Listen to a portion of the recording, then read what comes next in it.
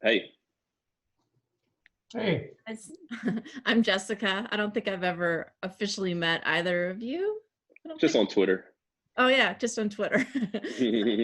So anyways, I was one of 4 people that helped launched a new publication in January called UpNorthNews, Wisconsin. And oh, I previously worked probably 6, 7, 8 years covering the Capitol for the Capital Times. oh, Mhm. yeah, So yeah. congrats. Yeah. So, anyways, so thanks for contacting me and doing this interview today. It actually was really timely because we're putting together a 3-part series on different racial disparities in several different areas, and healthcare being one of them. So, I didn't know if you had something specific you wanted to talk about today, or if we could possibly talk a little bit about COVID-19, healthcare disparities, what we can do as a state, if there's money somewhere that we can grab to kind of address some of this stuff. Or, but if you guys don't mind, that's kind of what I would like to focus on, and obviously whatever you guys want to talk about. Well, and clearly, regarding, the pandemic, Hmm. regarding the conversation that people are having all across the state as it relates to systemic racism, healthcare is absolutely right at the core of many of those things. And we've understood that since the day Lieutenant Governor Barnes and I walked in office. So clearly, I mean, we knew it ahead of time, but clearly there is a solution out there that unfortunately we have not convinced the Republican legislature to endorse and embrace, and that's expanding Medicaid. Okay. Expanding Medicaid will cover more people, give them more people health insurance, but most importantly, it brings in over $1 billion of money to our state to address disproportionate health outcomes that African Americans have, that people of color have. And so one of the answers is right there.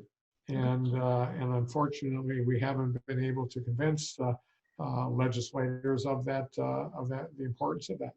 Okay. Are you in routine talks with them about this, or what can we do moving forward if we don't? I mean, $1 billion, you can do a lot with that money. So what? Yeah. Well, what I encourage people to do is contact their legislators. I mean, I would love to have Mandela and I would love to have ongoing conversations with the Republicans about this, but their leadership says no way. And so having, we can talk to them on a daily basis, but if they say over my dead body, there's not much we can do about it. Okay.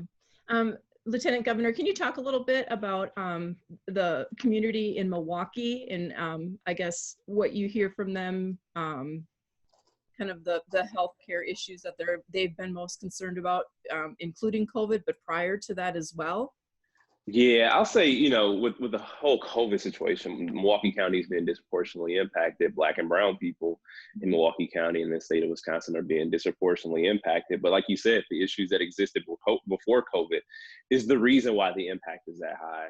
Yeah. It is the fact that, it's difficult, for, when when health insurance is tied to employment. And we see now that we are officially in a recession, and the amount of folks who lost their job due to COVID, it helped expose a vital flaw in the system that we have here, because people couldn't keep their health insurance because COVID is not cheap. COVID is very expensive. Mm-hmm. And for that to be the reality for so many Americans or so many Wisconsinites during COVID, showed that, yeah, well, this is the reality for people before the coronavirus showed up here. And that's to say that, without health insurance, people don't have a primary care physician. They use emergency rooms to maintain their health. And that creates a problem. It also creates a backlog in the healthcare system. So for, whether it's the healthcare executives I talk to, healthcare workers, or just people in general, they understand the need for us to take that simple first step of expanding Medicaid. Like I said, that is a first step. And mental health professionals too, and even sheriffs across the state. I am blanking on the county at the moment, but I can absolutely get that to you. Where we had a meeting about opiate abuse, about substance abuse in general. Okay. and it was with their Department of Human Services. And afterwards, when I was walking back to the car, the sheriff talked to me in the parking lot. He's like, "I didn't vote for you." He's like, I actually ran. I'm a Republican, and he actually may have been a police chief that ran for sheriff. Regardless, he's a law enforcement. He's a leader in law enforcement who was a absolute Republican who told me he didn't vote for me, but said that we have to get that Medicaid money. This would help me do my job. And I wish that even then, right when we talked to him, that we got him explaining his case even more, because this isn't a partisan issue. He understands that his community is being ravaged. He understands that there's a need for mental and substance abuse help in those sorts of instances. And as long as police resources are being used to diffuse those types of situations that aren't violent, and will require some more professional help, because a lot of police officers aren't trained to deal with people with substance abuse or mental health issues. So he wants to make his community safer by expanding Medicaid. Yeah. I guess I would think that it's a bit frustrating when you have two, pretty big events happening back to back. First you guys are in charge dealing with COVID, then everything happens with George Floyd, and we're dealing with problems that were, there before COVID made them worse, but so much more is focused on that now. I just don't feel like I have much hope that the Republican legislature is going to come back. Like, how do you think about still solving these problems? Is there a way to still get to some of these issues? Because it seems to me that, a lot of people are at the tipping point where they really want resources to start funneling into education, into healthcare, into different public health, programs that can really start to wrap their arms around this. So how do you address that? I mean, is the legislature the only way, Governor, or are there other things and ideas that you have? Well, first of all, yes, the legislature is the main obstacle here. Can't sugarcoat that. They took that. If Scott Walker would have won, he would have had the power to change that Medicaid expansion by himself. They took that away from me during the lame duck session. So but here's what gives me hope about this. I want you to have hope too. Is that look at all the people all across the state of Wisconsin that have said enough is enough, right? Mm-hmm. And I don't care whether you're from a homogenous part of the state or not, people now understand how important it is to treat people fairly and equitably. And it's my belief that they will talk to their Republican legislators and say, enough is enough for you too. You need to take a stand here. Clearly, we will continue doing the things around the pandemic that we did before. We have the expertise and the financing right now to do that.